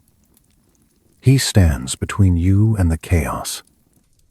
He is the wall. He is the shield. He is the anchor. Hades watches you settle. He leans back in his throne. He is the sentinel who does not need to sleep, so that you can. He guards the door. Now, we begin the final shutdown. We will turn off the lights of the universe, one by one. Focus on your feet.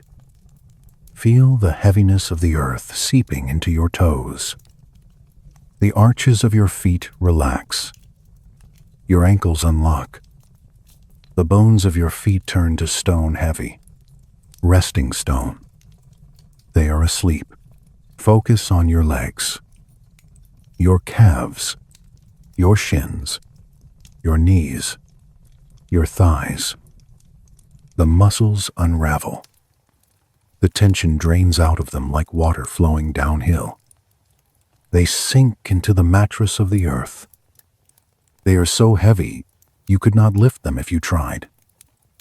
And you do not want to try. They are asleep. Focus on your hips and your stomach. The center of your body. The knot of anxiety that lives there is gone. It has been replaced by a warm, heavy stone of peace. Your breathing is slow and rhythmic. Rise and fall. Rise and fall. Asterisk. Your internal organs slow down. Your digestion sleeps. Your hunger sleeps. Your body is in a state of perfect stasis. Focus on your hands and arms. Your fingers uncurl. They lie limp on the bed.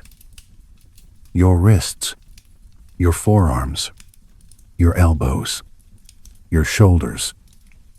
The burden you have been carrying, the invisible sack of worries, has been taken away by Charon. Your shoulders drop back. They melt into the ground. Your arms are heavy ropes of relaxation. They are asleep. Focus on your neck and your throat. The passage of your voice relaxes. You do not need to speak. You do not need to explain. The words are gone. Your neck muscles soften, allowing your head to rest fully. Focus on your face. Your jaw unhinges slightly, relaxing. Your tongue rests on the floor of your mouth. Your cheeks soften. Your forehead smooths out, like a sheet of paper being ironed flat. The tiny muscles around your eyes let go. Your eyes, they are closed. But now you turn off the vision behind them. You turn off the screen. Hades raises his hand again. He makes a gesture of extinguishing. Around the room, The blue flames in the braziers begin to die. The brazier to your left flickers. The blue light pulses once, twice, and vanishes. A section of the room disappears into shadow. The brazier to your right dims. The sapphire glow fades to a dull indigo, and then to black. Another section of the room is gone. The light is retreating towards the center, towards the throne, and then towards you. Now, let us expand our vision. Let us turn off the lights of the entire journey. Far away, in the garden, Persephone stops twirling the flower. She places it on the bench. The red glow of the pomegranate tree dims. The rubies fade to garnet, then to coal, then to darkness. The garden sleeps. Further out, in the Elysian fields, the violet light of the sky fades. The west wind stops blowing. The leaves of the white poplar trees stop shimmering. They hang motionless. The crystal stream slows its bubbling until it is silent. The heroes lie down in the grass. The poets put down their lyres. The light turns from violet to gray, then to black. Elysium sleeps. At the tribunal, the judges Minos, Rhadamanthus, Aeacus lower their heads. They close their eyes. They become stone statues in the dark. The judgment is over. The court is closed. Beside them, Cerberus, the great hound, lets out one final, long sigh. Asterisk, Asterisk. His three heads sink deeper into his paws. His breathing becomes the slow, deep rhythm of the earth itself. The guardian sleeps. On the river, the mist thickens. The white water of the Lethe stops swirling. It becomes a sheet of still milk, then fades into the dark. The black water of the Charon becomes indistinguishable from the shore. Charon sits in his boat. He pulls his hood down over his eyes. He leans on his pole. The ferryman sleeps. Up near the surface, the cave mouth seals itself. The connection to the upper world is broken. The noise of the living, the sun, the wind, it is all gone. The entire kingdom of Hades is now dark. It is a vast, silent, underground cathedral of rest. There is only one light left. A faint, dim glow radiating from the king on his throne. He looks at you one last time. He sees that you are safe. He sees that you are heavy. He sees that you are ready. Rest now, he whispers. You are mine until the morning, and in my care, nothing can harm you. He closes his eyes. The last light goes out. Absolute darkness. But it is not a scary darkness. It is a warm, living, velvety darkness. It is the darkness of the womb. It is the darkness of the seed in the soil. It is the darkness of potential. You are floating in the void. There is no up or down. There is no left or right. There is no time. There is only the sensation of being held. You are a stone sinking through an endless ocean of oil. Slow, smooth, heavy. Your heart beats. Thud.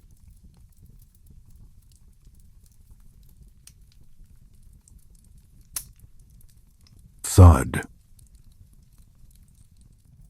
The space between the beats gets longer. The silence gets louder. You are dissolving. You are merging with the obsidian palace. You are the rock. You are the shadow. You are the quiet. There is nothing left to do. There is nowhere left to go. You have arrived at the destination. The journey is complete. The story is told. The book is closed. The silence wraps you up. It fills your ears. It fills your mind. Deep, dark, quiet. Still, you are safe in the eternal keep of Hades. Sleep, sleep, sleep. Good night.